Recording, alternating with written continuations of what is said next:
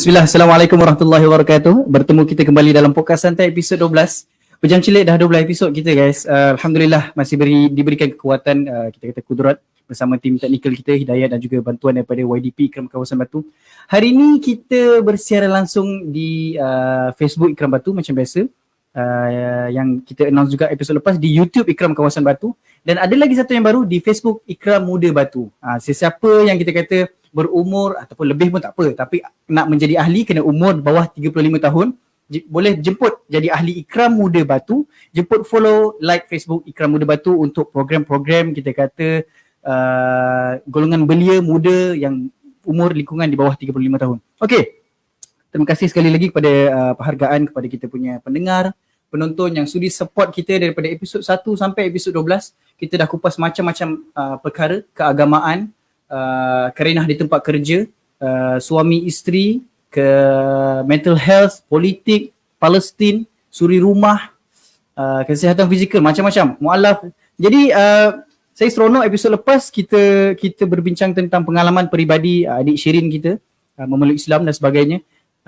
Dan kita nampak kontennya lebih santai dan lebih dekat kepada golongan netizen dan rakyat-rakyat di bawahan. Okey. Sebelum kita bincang dengan tajuk kita hari ini, masihkah ada harapan? Izinkan saya update sikit kepada penonton dan pendengar setia kita tentang apa yang berlaku di Ikram Kawasan Batu. Pada 25 Mac kita telah melangsungkan Mesyuarat Agung Ikram Kawasan Batu, dan pencalonan, pemilihan, pembentangan laporan telah dibuat. Jadi alhamdulillah, tahniah kepada pimpinan-pimpinan baru yang telah dilantik. Jemput, kita kata like, follow untuk mengetahui update semasa ke semasa tentang kepimpinan baru dan program-program yang akan kami anjurkan. Okey, podcast kali ni special lagi. Podcast lepas pun special, kali ni pun special juga, sempena kempen anti dadah kebangsaan. Dan juga podcast kali ni anjuran macam biasa Jawatan Kuasa Pembangunan Ummah dan unit putuskan rantaian dadah kluster masyarakat progresif di bawah Pertubuhan Ikram Malaysia. So jadi ada dua jawatan kuasa bekerjasama, dan juga dengan kerjasama Persatuan Pengasih. Okey. Jadi kalau ada kawan-kawan kita kata yang ada exposure, pendedahan, keterlibatan dalam kita kata sindiket ataupun kita kata jenayah-jenayah dadah ni, ataupun secara langsung atau tidak langsung, ataupun sedang proses pemulihan, ataupun baru terjebak sikit, ataupun tak terjebak pun. Macam saya personally tak ada exposure, tak ada kawan-kawan yang penagih, bekas penagih dan sebagainya, tetapi nak tahu kan secara realitinya apa on the ground, apa yang kita boleh betulkan masyarakat kita, apa kita as individual dan masyarakat kita boleh contribute kepada skop dan isu ini. Jadi selamat datang saya ucapkan kepada Encik Hafizi. Assalamualaikum Encik Hafizi. Waalaikumsalam warahmatullahi wabarakatuh. Apa khabar, sihat? Sihat, alhamdulillah. Terima kasih jemput saya. Terima kasih. Alhamdulillah, kami sangat berbesar hati bila diberikan cadangan proposal untuk bekerjasama dengan Persatuan Pengasih. Jadi sebelum kita start, sedikit background berkaitan dengan Encik Hafizi kita. Bila saya baca guys, background dia sangat awesome. Sebab apa? Kejap lagi kita akan detail kenapa awesome untuk orang yang ada background macam beliau, yang ada sejarah hidup. Tetapi hari ini kita tak ada nak cerita korek-korek dalam banyak sangat. Kita fokus pada perbincangan kita hari ini, iaitu apakah peranan ataupun job scope, peranan-peranan penting yang ditawarkan oleh Persatuan Pengasih. Okey, sedikit background tentang Encik Hafizi kita. Beliau merupakan Presiden Persatuan Pengasih dan memiliki Master Counselling Psychology di UKM, merupakan Registered Counsellor with Malaysian Board of Counsellors, Certified Substance Abuse Therapist 3 Asia Pacific Certification Board, dan juga merupakan Certified Trainer HRDC, Human Resources Development Corporation. Lepas tu juga kita kata International Trainer on Treatment of Substance Use Disorder. So over 35 years of professional experience. So saya boleh cakap bukan calon-calon orang lah. Sebab tu kita kata beliau juga merupakan Presiden Pengasih. Dan apa itu pengasih? Saya rasa saya boleh start dengan itulah. Saya personally tahu AADK je, Agensi Anti Dadah Kebangsaan. Pengasih, honestly saya pernah dengar sekali dua je, dan saya pun tak tahu apa itu pengasih. Saya rasa dipersilakan, boleh kongsi pada kita, apakah itu pengasih sebenarnya? Okey, terima kasih ya saudara Muklis. Jadi untuk menjawab soalan saudara Muklis, apa itu pengasih? Pengasih ialah sebuah persatuan yang tidak berasaskan keuntungan. Persatuan tidak berasaskan keuntungan yang dianggotai dan diurus tadbir oleh bekas-bekas pengguna dadah. Jadi kesemua ahli-ahli kami daripada yang atas sampai yang bawah, tenaga pekerja kami semua adalah mereka-mereka yang pernah satu waktu dulu mempunyai sejarah keterlibatan dalam penyalahgunaan dadah ataupun penyalahgunaan bahan. Jadi kami menubuhkan Persatuan Pengasih. Persatuan Pengasih dah ditubuhkan dah 33 tahun. Tahun ni dah 33 tahun. Jadi dan kami sebagai sebuah persatuan, perjuangan yang kami bawakan adalah isu-isu yang berkaitan dengan penyalahgunaan bahan dan penagihan dadah. Jadi disebabkan oleh itu, kami sebagai sebuah persatuan, kami banyak aktiviti-aktiviti yang kami jalankan. Antaranya aktiviti yang dijalankan oleh persatuan kami adalah rawatan dan pemulihan. Kami ada 9 rumah pemulihan di seluruh Malaysia. 9 cawangan Jadi dan kami juga menjalankan aktiviti ataupun program-program pencegahan dan pendidikan. Jadi kami pergi ke sekolah-sekolah, kami pergi ke college-college ataupun universiti, kami pergi ke agensi-agensi kerajaan, kami pergi ke dalam penjara menjalankan program-program pencegahan dan pendidikan. Dan selain daripada itu, aktiviti yang kami jalankan juga adalah usaha-usaha advocacy, iaitu membicarakan, membawa kepada perhatian umum, perhatian masyarakat awam tentang isu-isu yang berkaitan dengan penyalahgunaan bahan, selain menguruskan dan mengurangkan stigma dalam kalangan masyarakat. So kalau saya faham, tadi Cik Hafizi sebut persatuan ini diasaskan oleh bekas. Ya, diasaskan oleh bekas penagih dadah sendiri. Keluar, kita kata menjalani rawatan dan meninggalkan penagihan dadah dan menubuhkan persatuan untuk memulihkan sahabat-sahabat yang sudah terjebak dalam penagihan dadah. Semua. Bagi saya itu satu idea yang sangat brilliant. Kira-kira kita dia menerima hakikat bahawa kesilapan yang dilakukan dan membina sesuatu platform untuk membetulkan sahabat-sahabat yang masih struggle ataupun masih dalam proses pemulihan untuk pulih daripada penagihan dadah. Jadi soalan ringkas berkaitan sikit dengan pengasih tadi. Pengasih, AADK dan penjara. Apa beza dan kenapa perlu pengasih? Kami NGO, kami NGO, lepas tu tidak terikat dengan tindakan undang-undang. Dalam menyantuni ataupun memberikan perkhidmatan pemulihan, sokongan dan sebagainya kepada golongan yang terlibat dalam penyalahgunaan dadah tu, kami tidak ada tindakan undang-undang ke atas klien-klien kami. Jadi penjara orang yang dah golongan yang menggunakan dadah dan ditangkap dan dikenakan hukuman dalam penjara. Jadi penjara pun dah banyak melalui perubahan dari segi pendekatan mereka. Mereka lebih bersifat bukan punitif dah sekarang. Bila berurusan dengan golongan pengguna dadah ni, tetapi bersifat correctional. Ada elemen-elemen ilmu dekat situ.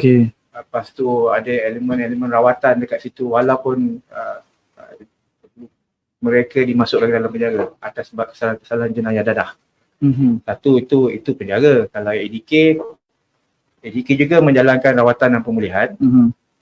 ADK juga menjalankan aktiviti-aktiviti pencegahan. Selain juga penguatkuasaan. Dekat situ pun ada sedikit elemen ada sukarela, tapi ada juga elemen undang-undang dekat situ. Jadi pengasih kita tak ada elemen undang-undang. Jadi sesiapa pun boleh mendapatkan perkhidmatan yang dijalankan oleh pihak pengasih atas kerelaan sendiri dan ada flexibility kat situ. Jadi apa yang saya faham, pengasih bagi mereka yang sudah terjebak ingin memulihkan diri, boleh datang ke pengasih secara sukarela. Dia kira bukan di bawah tangkapan dan sebagainya yang dihantar ke penjara dan AADK lah. Okay. Quite clear. Private, NGO dan kita kata bila dia dah sukarela dia nak dihantar ataupun contohlah parent hantar ataupun diri sendiri pergi, tu adalah satu starting point yang saya rasa sangat bagus lah. It's a good indicator untuk mereka yang sudah terlibat dengan penagihan dadah. Okay. Saya macam saya sebut, saya tak ada exposure, tak ada kawan-kawan. Jadi saya sendiri tak faham penagihan dadah ni sama ke macam penagihan rokok, vape dan sebagainya. So mungkin boleh Encik Hafizi boleh explain sikit berdasarkan observation di rumah pengasih itu sendiri ataupun temu bual dengan kita kata apa penagih-penagih di dalam rumah pengasih. Sebenarnya macam mana penagihan dadah ni sebenarnya?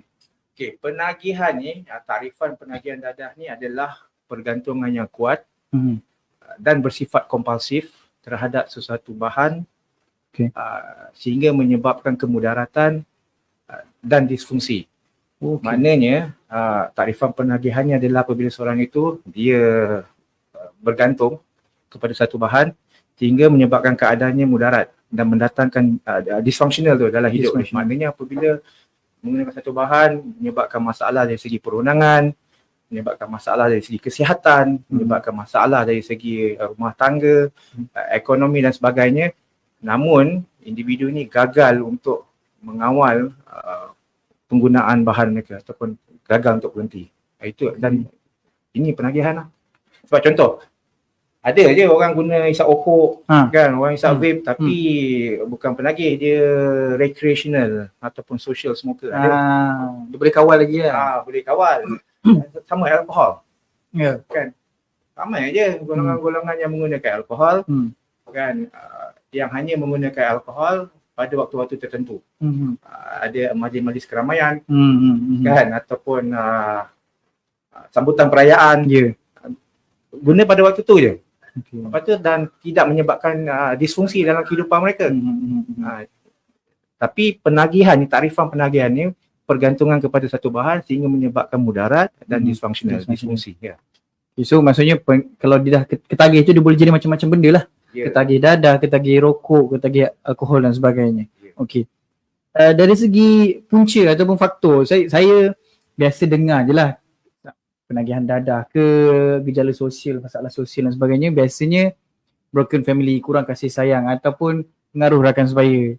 Adakah benda tu kita kata secara mudah bila kita nampak ni kita akan terus judge lah, ini kurang kasih sayang ataupun from broken family ataupun itulah kawan lagi dengan penagih. So bagi saya personally, saya tak ada kawan penagih ataupun bekas penagih dan sebagainya. Bagi saya is disadvantage pada saya sebenarnya. Walaupun bagus you tak dekat dengan kawan-kawan yang ada terlibat dengan penagih, tetapi kalau kita secara peribadi boleh kuat dengan attitude diri kita, jati diri kita kuat, why not kita berkawan dengan mereka sebagai kita kata exposure dan ruang-ruang perbaiki yang kita boleh bantu mereka kan. Tetapi apa faktor sebenarnya penagihan dadah ni?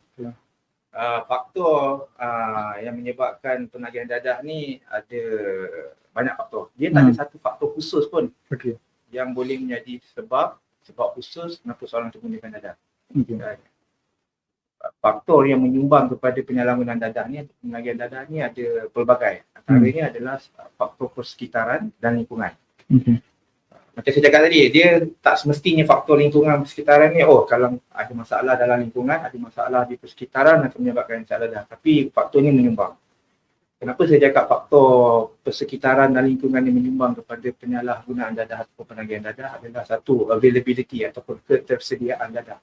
Jadi kalau di kawasan kejiranan tempat tinggal seorang tu, kalau mudah terdapat dadah, ketersediaan dadah ada dekat situ, kebarangkalian untuk seorang tu mencuba untuk mendapatkan dadah tu lebih tinggi. Risiko dia untuk menggunakan tu kalau dalam kawasan tempat tinggal tu mudah dapat dadah. Itu yang boleh bandingkan, katalah kalau kawasan, contoh satu waktu dulu kawasan di Chowkit bandingkan dengan kawasan di Jalan Duta contoh. Kan? Tinggi kebarangkalian untuk seorang tu menggunakan dadah adalah yang tinggi high risk tempat dia. Chowkit lah contoh, sebab drugs availability tu, ketersediaan. Itu satu, kawasan kejiranan. Satu juga bawah kawasan kejiranan ataupun lingkungan ni juga adalah lingkungan sosial. Bermakna kalau dalam lingkungan sosial seseorang tu, kawan-kawan, teman-teman dekat, orang-orang yang kita punya acquaintances yang kita kenal kan, ramai yang menggunakan dadah. Jadi risiko kita tinggi.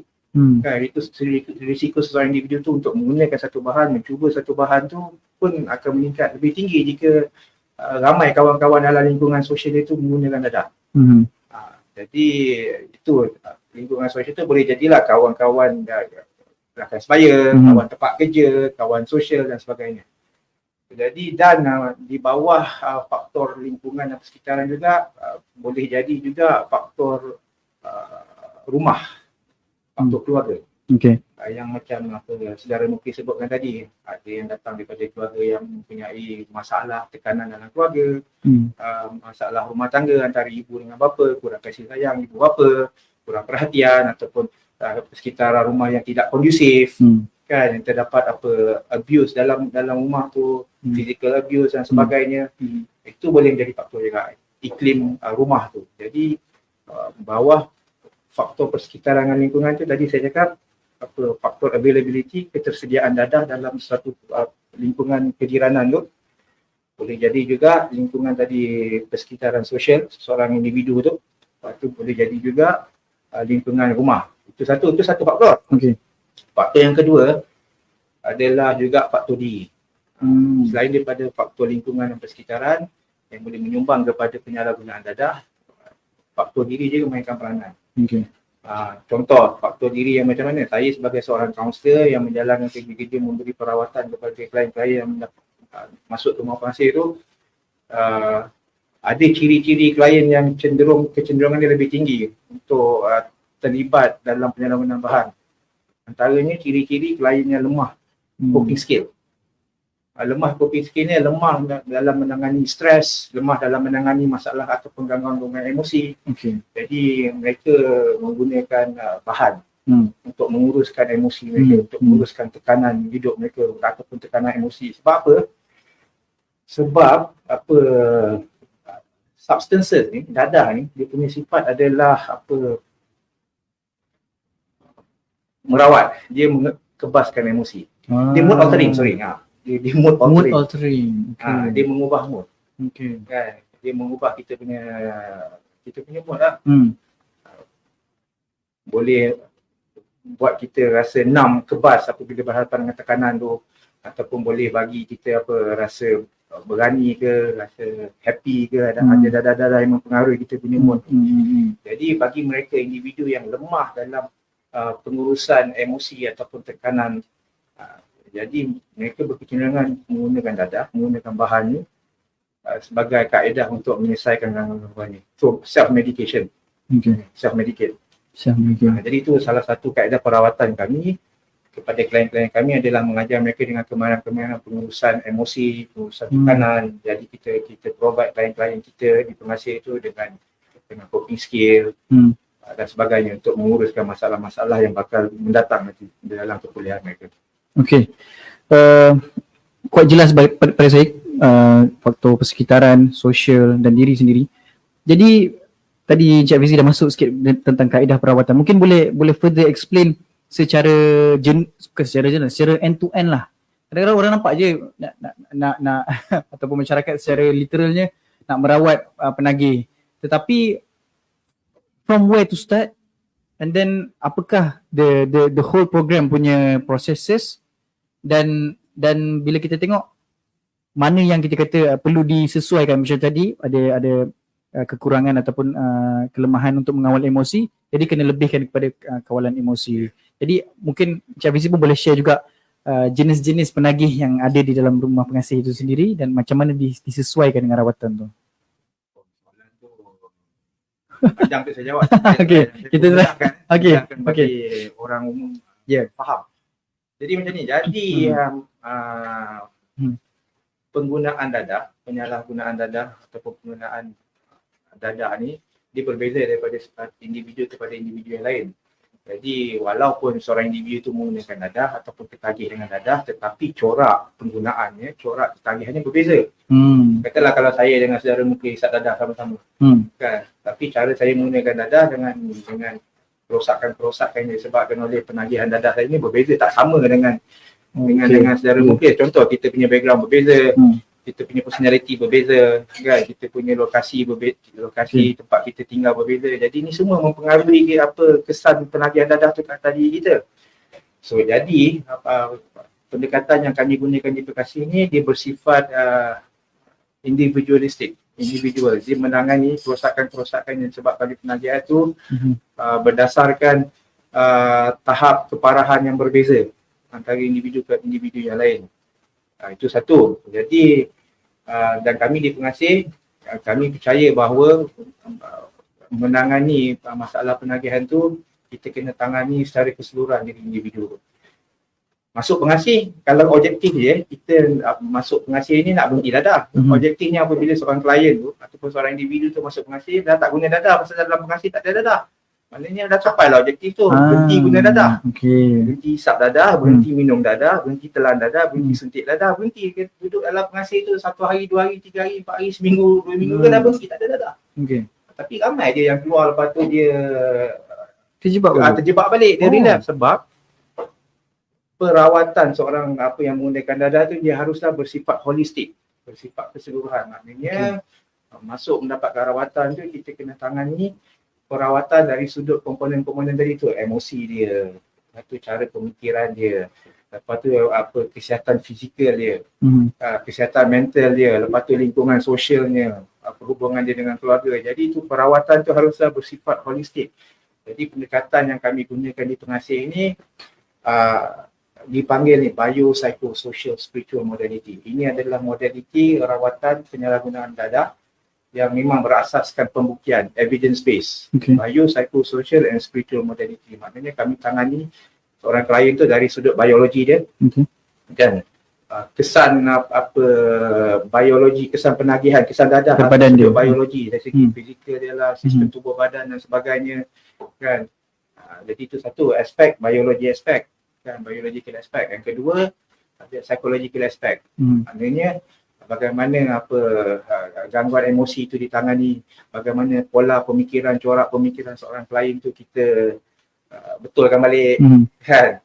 Jadi dengan penyediaan kita dengan pemberian kita kaunseling individu, kaunseling kelompok, kaunseling keluarga, itu nak betulkan balik ni gangguan-gangguan psikologi. Itu satu part dia, psikologi. Lepas tu lagi satu part sosial. Nak pastikan dia tu supaya dia mempunyai kemahiran sosial, supaya klien-klien kami satu waktu juga apabila seorang tu menggunakan dadah, dia withdraw daripada sosial tau. Jadi dia withdraw daripada sosial. Lepas tu apabila seorang tu terlibat dengan dadah, dia akan membentuk tingkah laku yang anti-social, tingkah laku yang berlawanan dengan sosial. Itu yang terlibat dengan jenayah lah, kan, sebab nak menampung penagihan dan sebagainya. Lepas tu tingkah laku yang of course tidak diterima dalam sosial tu, pasal bawa pengaruh dadah dan sebagainya. Jadi salah satu objektif rawatan adalah mempersiapkan ataupun menyediakan klien kami supaya boleh kembali ke pangkuan masyarakat dengan membekalkan mereka ni dengan tingkah laku yang pro-sosial. Daripada tadi tingkah laku anti-sosial yang berlawanan dengan sosial, kita menyediakan tingkah laku alternatif, belajar tingkah laku baru yang boleh diterima di masyarakat umum. Itu yang tingkah laku pro-sosial apa yang saya maksudkan ni, tu gotong royong, lepas tu patuhi undang-undang, ada hormat pada undang-undang. Jadi ni tingkah laku ni. Tadi Encik Afizi ada sebut ada beberapa kita kata bekas penagih keluar dan terjebak balik. Saya nak faham lebih detail lah, bagaimanakah perkara ini diurus? Maksudnya sejauh mana kita kata follow up ataupun monitoring proses yang dilakukan oleh pengasih, dan sekiranya mereka terjebak, macam mana? Adakah mereka dipanggil masuk balik mula daripada program daripada awal, ataupun macam mana ada prosedur ataupun kawal urus selia yang dibuat oleh pengasih pada mereka? Kami di pengasih faham bahawa untuk berhenti dadah ni bukan satu perkara yang mudah.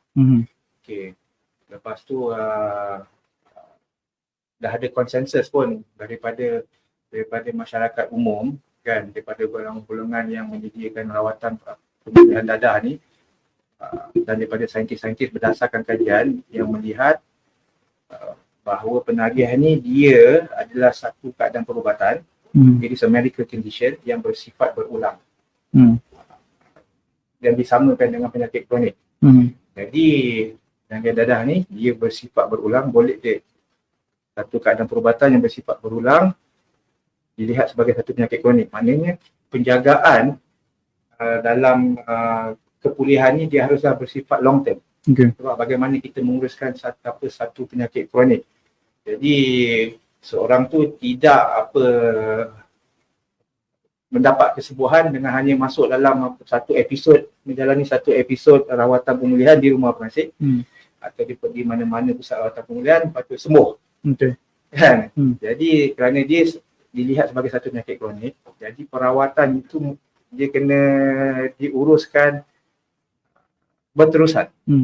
Kalau tak diuruskan dengan berterusan, kalau tak dijaga, contoh sakit kronik lah, kalau kita sakit kencing manis, kan, lepas jumpa doktor tak terus sembuh. Kan nak kena ubah gaya hidup, kena makan ubat, kena jaga pantang larang, kan. Jadi kalau kita itu penyakit tu yang kita kena uruskan sampai bila-bila ataupun berjangka masa panjang. Kalau kita tak uruskan dengan baik, kan, walaupun dah jumpa doktor 2, 3, 4, 5, 6 kali, kan, penyakit tu boleh datang balik. Sama juga dengan darah tinggi dan sebagainya. Penyakit penagihan dadah ni sama. Itu sebab kita tengok lama ni dah berapa puluh tahun dah isu penagihan dadah dalam negara kita ni. Keluar masuk AADK relapse, keluar masuk pengasih kan, keluar masuk pengasih pun terjebak balik. Lepas dimasukkan ke dalam penjara pun keluar hisap balik.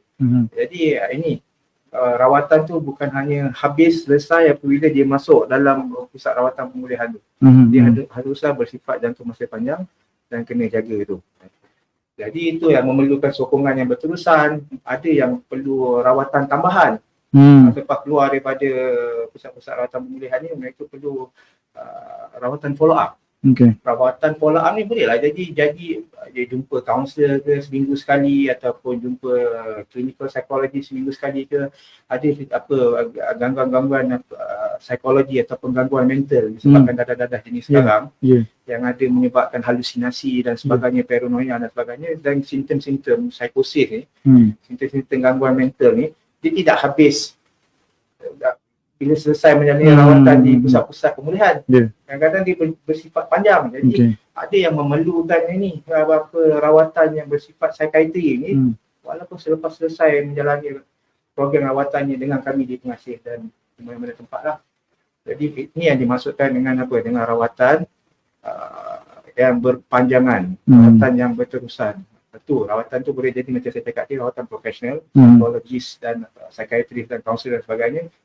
Dan rawatan ini juga boleh jadi mendapatkan sokongan melalui kelompok sokongan tu. Tapi yang walaupun selepas keluar daripada pusat rawatan pemulihan, dia menghadiri sesi kelompok sokongan tu, perjumpaan rakan-rakan sebaya ni yang mempunyai permasalahan yang sama, kan, dan mereka membicarakan tentang motivasi perubahan diri dan sebagainya ni. Kat situ mereka dapat kelompok sokong bantu ni beri mereka semangat untuk mereka terus gigih menekankan kepulihan dia. Okey. Sangat menarik bila kita tengok betul-betul seriusnya Satuan Pengasih kita mengambil cakna dan monitor proses pemulihan bekas-bekas penagih. Tapi saya ada soalan daripada sahabat saya. Tadi Encik Afizi sebut pengasih ni diasaskan oleh bekas penagih sendiri. Ya, saya. Jadi kalau begitu saya difahamkan Encik Afizi juga merupakan bekas penagih juga. Ya itu guys, itu yang saya kata sangat wow bila saya tengok biodata dia. Ada master, certified trainer dan sebagainya. Saya difahamkan beliau masuk ke rumah pengasih dengan kelaikan akademik yang sangat rendah, sangat biasa. SPM pun tak ada. Allah, SPM pun tak ada guys. So SPM tak ada, tiba-tiba ada master, certified trainer dan experience yang sangat banyak. So ada yang berminat nak tahu sikit lah. Kita kata pengalaman peribadi Encik Afizi, sedikit kita seling-seling dari segi end to end lah. Maksudnya kalau Encik Afizi tidak berkeberatan, pengalaman yang boleh dikongsi, keterlibatan dalam penagihan dadah, dan macam mana boleh kita kata have a successful career development. Okay, apa yang saya dapat hari ni, kan? Tadi secara muklis dia angkat saya lebih-lebih.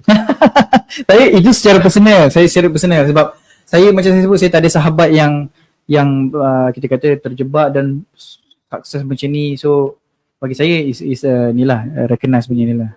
Okay. Apa yang saya dapat, pencapaian saya hari ni adalah dengan keizinan dan keridaan Allah. Itu satu saya percaya tu. Dan tanpa izin Allah dan tanpa redha Allah, dapat doa daripada orang yang terdekat dengan saya, seperti bapa saya, seperti arwah ibu saya, arwah nenek saya, atuk saya dan sebagainya, saya takkan dapat hidayat ni, saya takkan jadi diri saya pada hari ni. Itu satu. Dengan izin Allah. Ya, satu waktu dulu saya pernah terlibat dengan dadah. Satu macam saya cakap tadi, faktor penglibatan saya, keterlibatan saya dengan dadah ni adalah itulah gabungan tadi. Sama. Gabungan tadi faktor lingkungan ataupun persekitaran. Termasuklah tadi tu pergaulan saya, ramai kawan-kawan yang lebih dewasa daripada saya pada waktu itu terlibat dengan dadah. Juga keadaan persekitaran dalam rumah saya tak happy duduk rumah, sokongan, tekanan duduk rumah tu bagi saya pressure, kan. Itu semua ada faktor penolak dan penarik. Faktor penolak bagi saya yang menyebabkan saya pergi kepada dadah ni tadi faktor rumah lah, saya tak happy.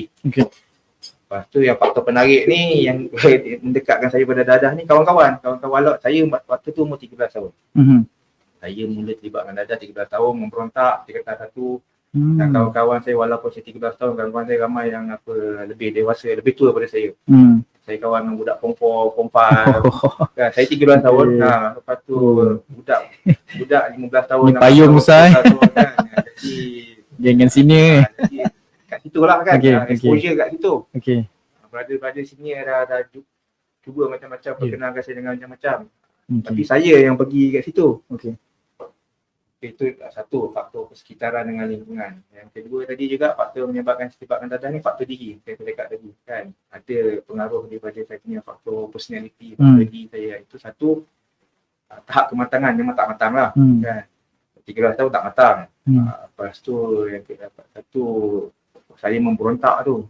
Saya memberontak, saya menguruskan saya punya kekecewaan, kemarahan dengan keluarga, marah dengan hidup, lepas tu tak puas hati kena kongkong. Jadi itu cara saya, emosi saya tu saya salurkan kepada dengan kawan-kawan negatif dengan saya cuba pada dadah dan bahan-bahan tu.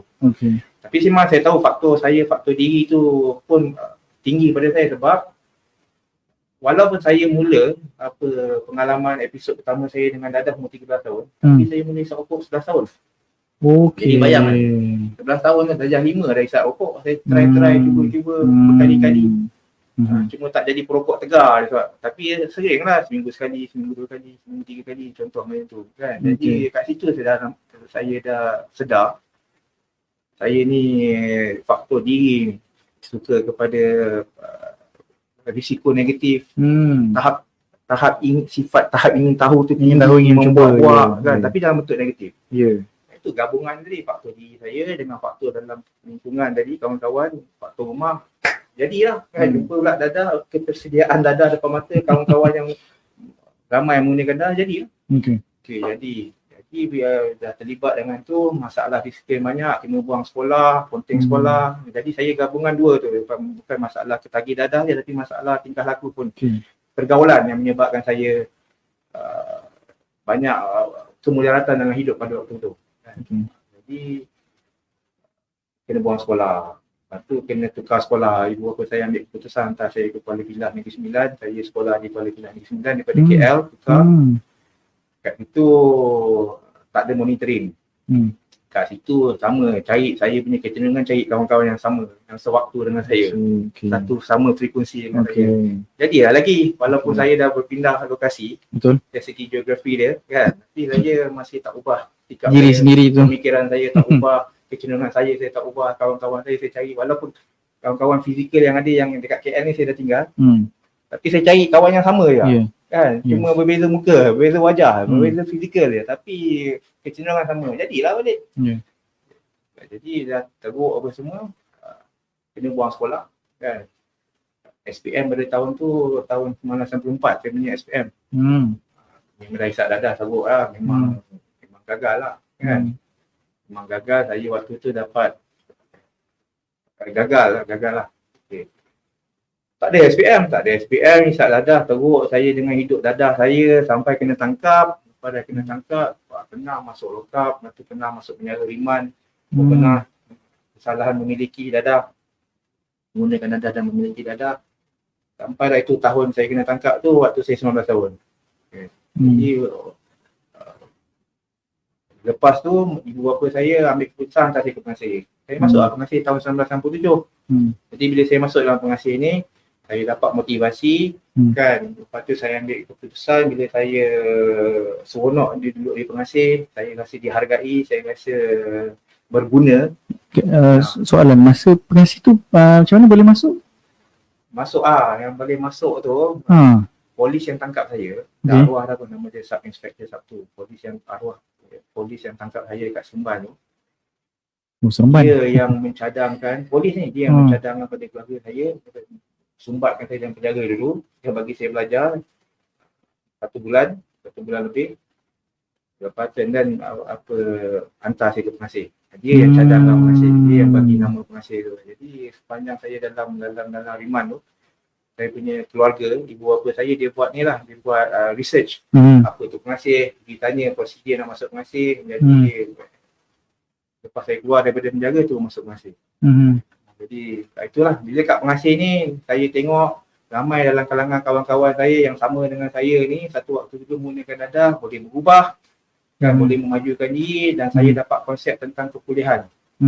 Saya dapat konsep tentang kepuliaan ni bahawa nak berhenti dadah ni kita kena majukan diri. Kita kena pertingkatkan kualiti diri kita, kualiti hidup kita. Maknanya bukan setakat berhenti sat dadah, tapi dalam kepuliaan ni kita kena bangunkan balik diri lah. Kita kena tinggikan kita punya kualiti diri ni. Itu saya ambil keputusan untuk saya pilih untuk jadikan kerjaya saya di pengasih ni sebagai satu kerjaya profesional.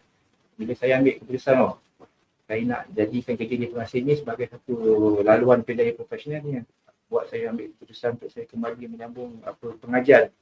Ambil SPM balik. Saya ambil SPM. Umur berapa tu kalau 28 tahun. Masya-Allah.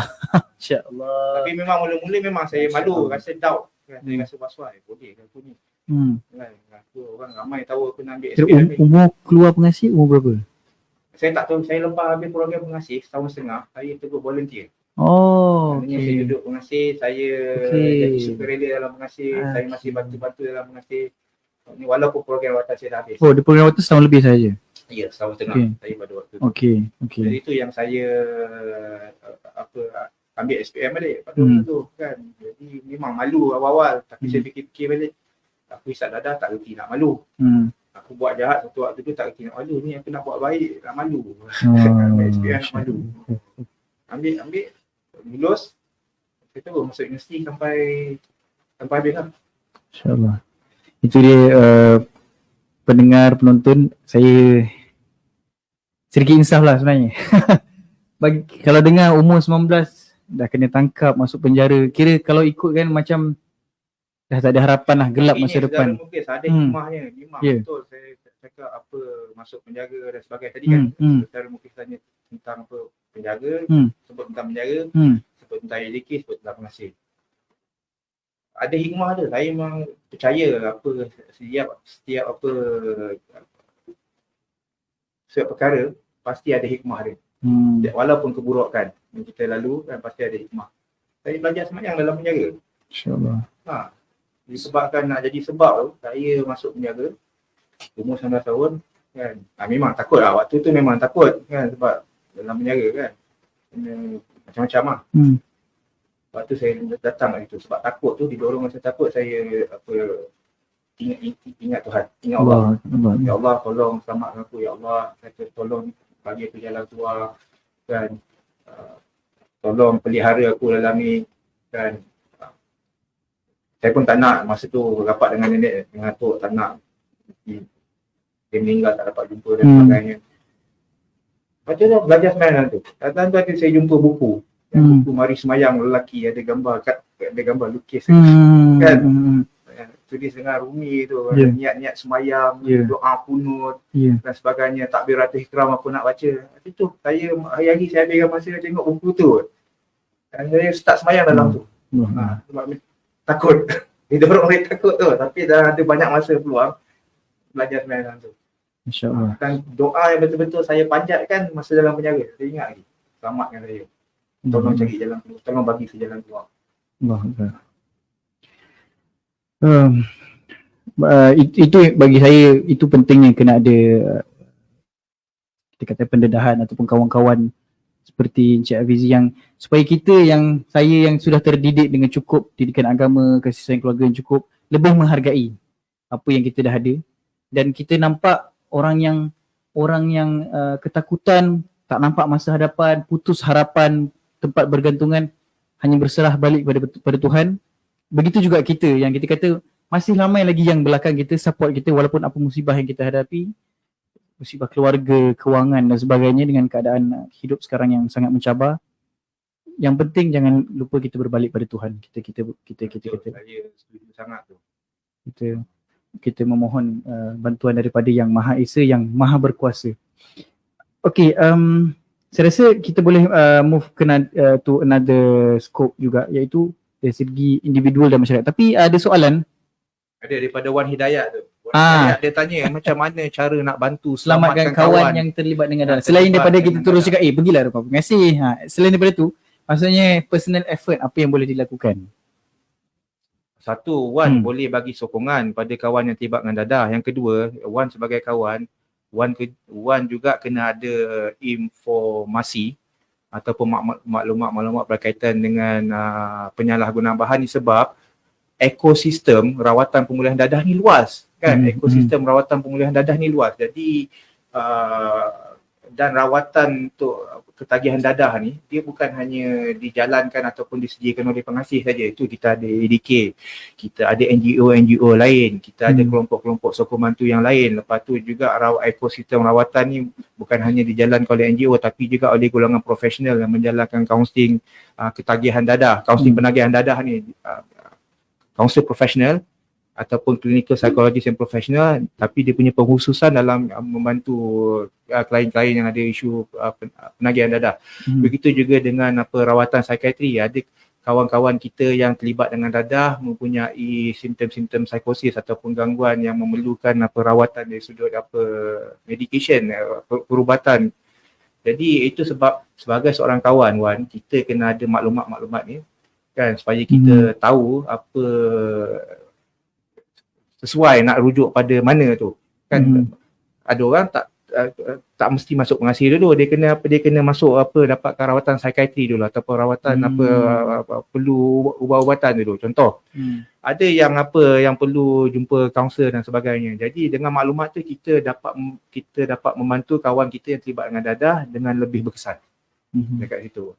Itu saya nampak maklumat. Sebab kalau dekat sekarang nak dapat maklumat tentang rawatan pemulihan dadah terletak di hujung jari je kan. Banyak ada dalam online. Okay, kita ada soalan seterusnya daripada Atika Aminuddin. Ada tak waktu relapse? Bagaimana handle? Adakah sama juga caranya untuk ketagihan benda-benda lain? Dia macam ni, siapa Wan Atika ceritanya? Atika Aminuddin. Atika, dia macam ni. Dia macam saya cakap tadi, corak penggunaan dadah ataupun corak ketagihan seorang individu tu dia berbeza dengan individu yang lain. Okey. Dan faktor-faktor yang menyumbang kepada seseorang tu relapse ataupun kembali menggunakan dadah selepas berhenti pun berbeza-beza, tak sama. Kan? Dia antara faktor-faktor yang boleh menyumbang kepada seseorang tu relapse boleh, tapi tak semestinya adalah faktor masa. Boleh. Ada orang yang dia punya faktor relapse tu adalah faktor masa-masa tertentu yang dikaitkan dengan menggunakan dadah tu. Ada orang dia akan guna dadah pada waktu-waktu tertentu. Contoh waktu-waktu festivity, kan, perayaan-perayaan. Contoh hari raya ke, kan. Contoh bila ada orang menggunakan dadah tu pada pada waktu dia menyambut satu perasaan yang gembira, contoh celebration dalam tu. Jadi bila datang, contoh saya bagi bila dia dah berhenti dadah, bila datang dalam situasi-situasi yang celebration yang tadi, sambutan perayaan ataupun sambutan perasaan-perasaan yang gembira tadi tu, jadi dekat situ dia akan ada ada kecenderungan ataupun ada gangguan, ada cravings, dia panggil cravings ni, atau pemikiran yang bersifat obsesif terhadap penggunaan dadah tu, yang kalau dia tak boleh tangani kan, dia terlampau obses pada waktu tu, datang keinginan yang meluap-luap tu, craving tu untuk guna dadah, dia akan guna. Ada masa tu, ada masa boleh main peranan tapi tak semestinya. Okay. Masa banyak lah macam saya cakap, Hmm. bukan tadi saya bagi contoh perayaan je. Hmm. Ada masa orang boring, dia punya kecenderungan berat untuk dia guna dadah. Bila tiba datang masa boring, Masa lapang lah. masa lapang, bila masa lapang aja dia tak tahu apa nak buat, kan tiba-tiba tekak rasa gatal nak isap dadah balik. Ada bila datang boring dia tak tahu apa nak buat, tiba-tiba pemikirannya dibanjiri dengan pemikiran obsesif, ingatan pada dadah. Jadi timbul keinginan nak guna dadah. Dan kalau tu yang macam saya cakap tadi, kalau dia tak ada kemahiran menguruskan coping skill tu tadi, nak menguruskan emosi tadi, boleh. Okey, saya rasa kita dah jam ke soalan seterusnya, iaitu peranan individu, keluarga, masyarakat, yang seperti yang Cik Hafizi dah brief lagi tadi tu. Tapi saya nampak awareness tu mungkin ada dari segi sudut informasi, kita dalami apa cabaran-cabaran yang dihadapi oleh penagih itu sendiri, seperti boleh berjumpa dengan psikiatris dahulu sebelum pergi ke rumah pengasih dan sebagainya. Tetapi ada satu cabaran yang saya nampak, stigma masyarakat itu masih ada secara general, saya boleh katalah secara general, saya tidak membuat apa-apa research dan sebagainya, tetapi stigma apa yang paling susah nak handle dengan bekas-bekas penagih ni? Stigma memang betul salah satu faktor utama yang menyebabkan individu kembali terjebak ke alam penagihan selepas berhenti adalah stigma.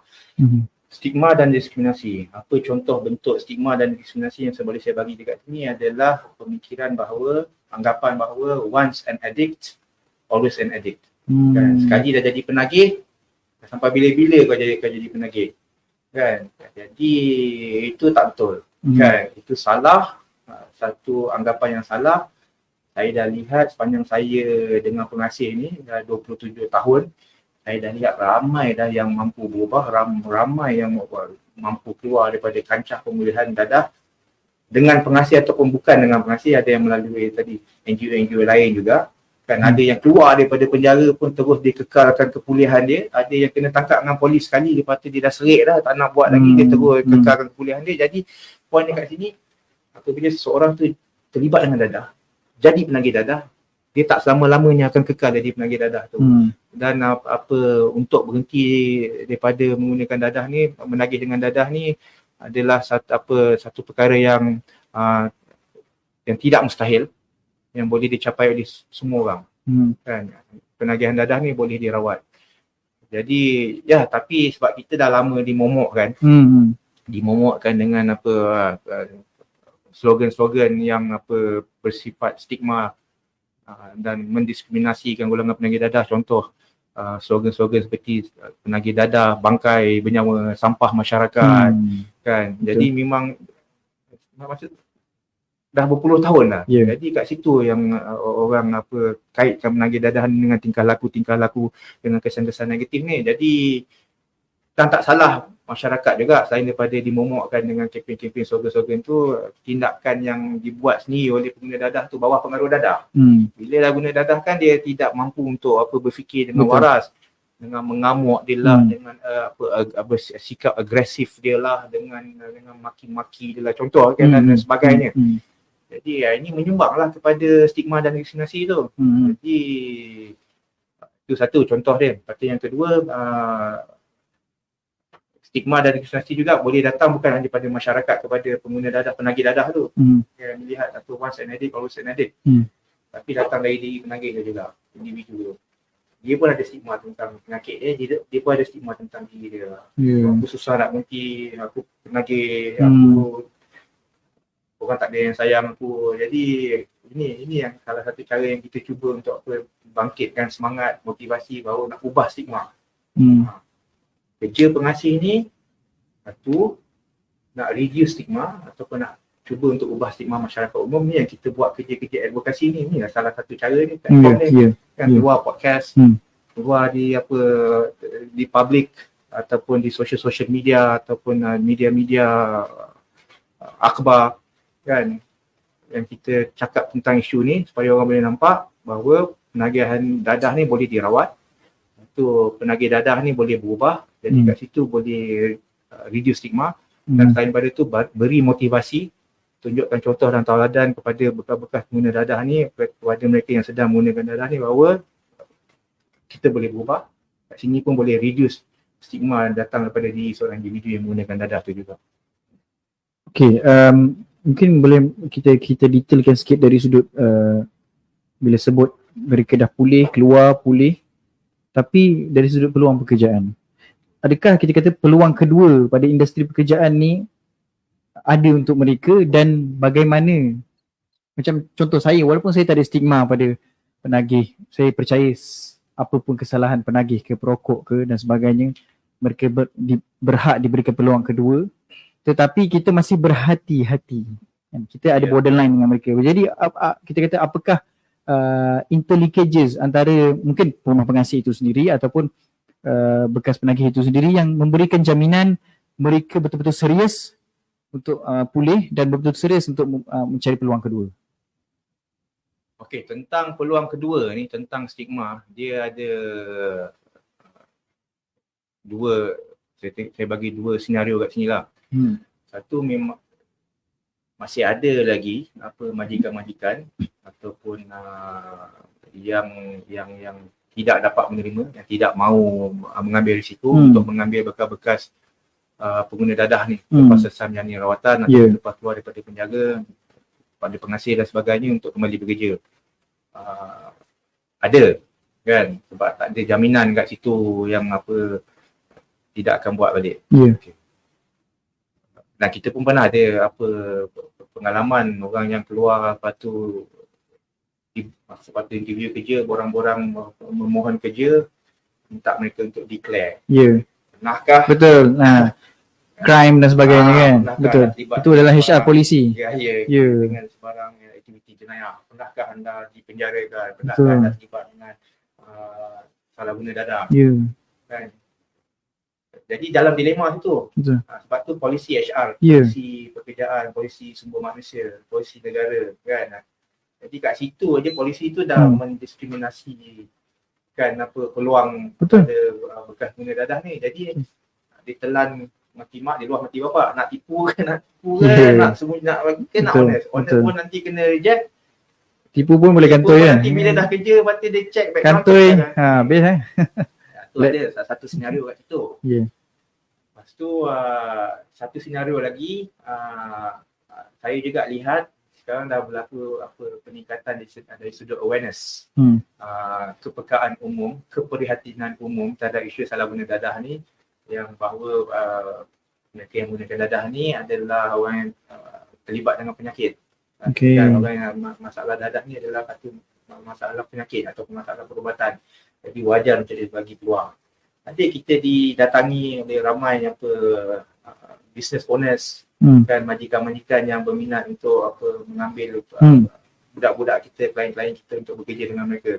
Tapi of course pasal orang umum, orang luar kan, mereka tak faham penagihan ni bersifat berulang-ulang, jadi mereka minta assurance kepada kita.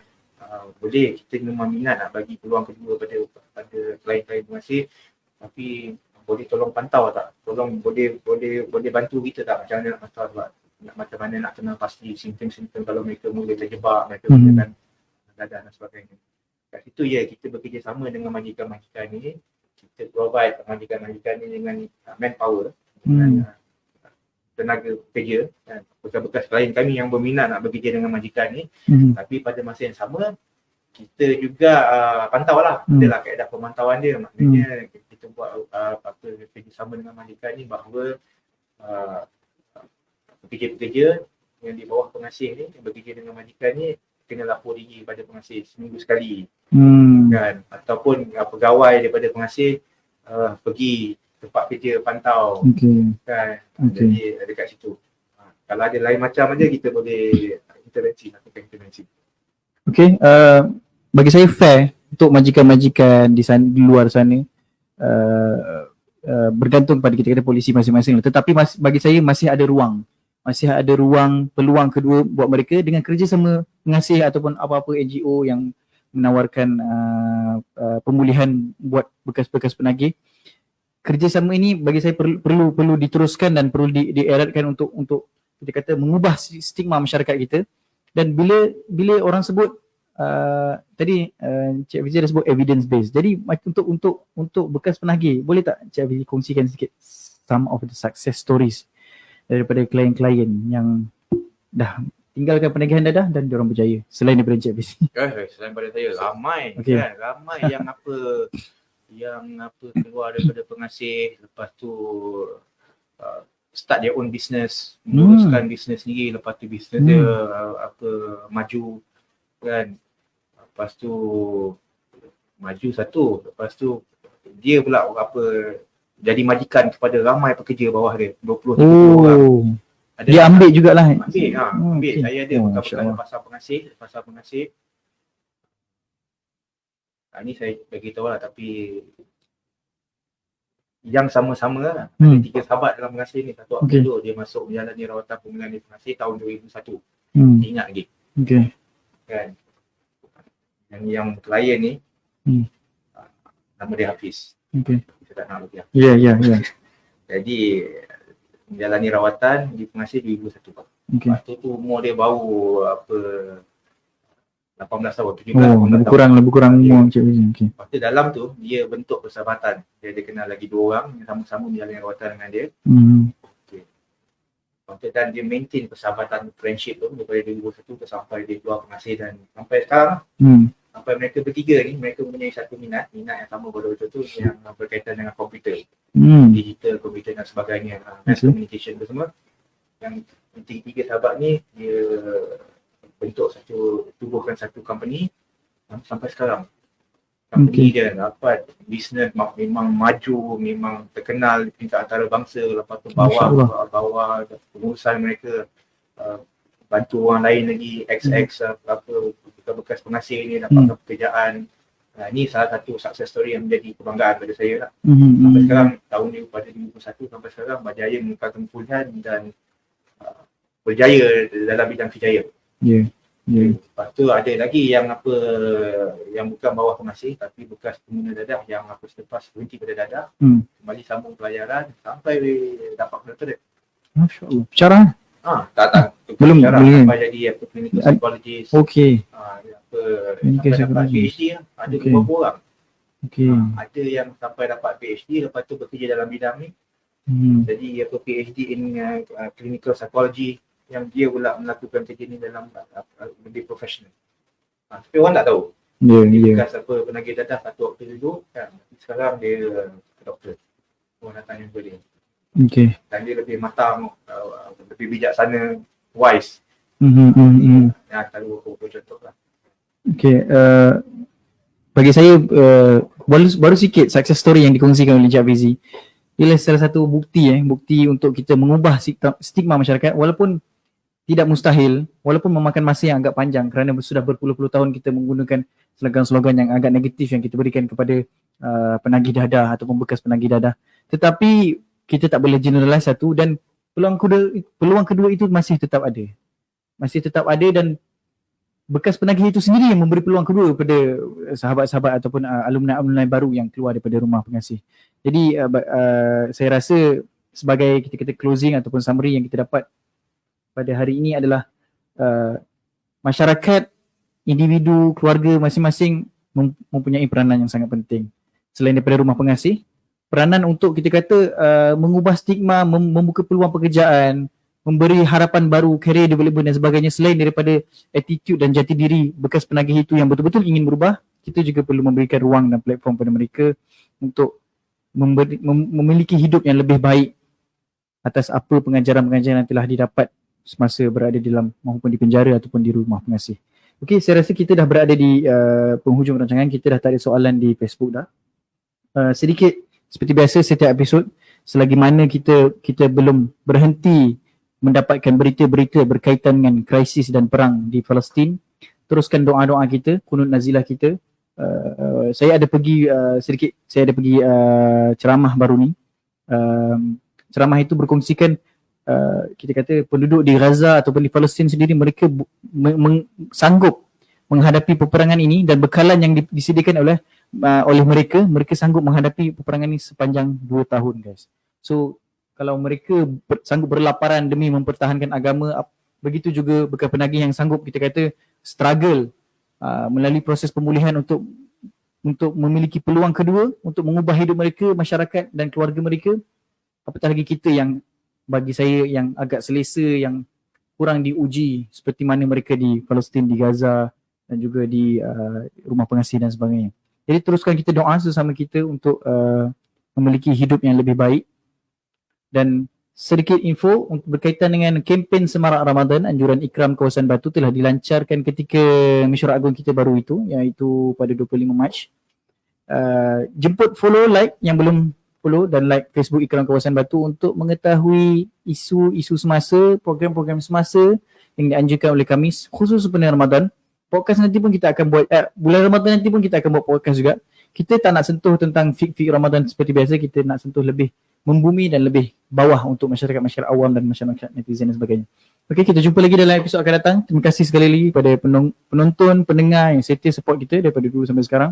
Kita jumpa lagi dalam episod akan datang. Assalamualaikum warahmatullahi wabarakatuh.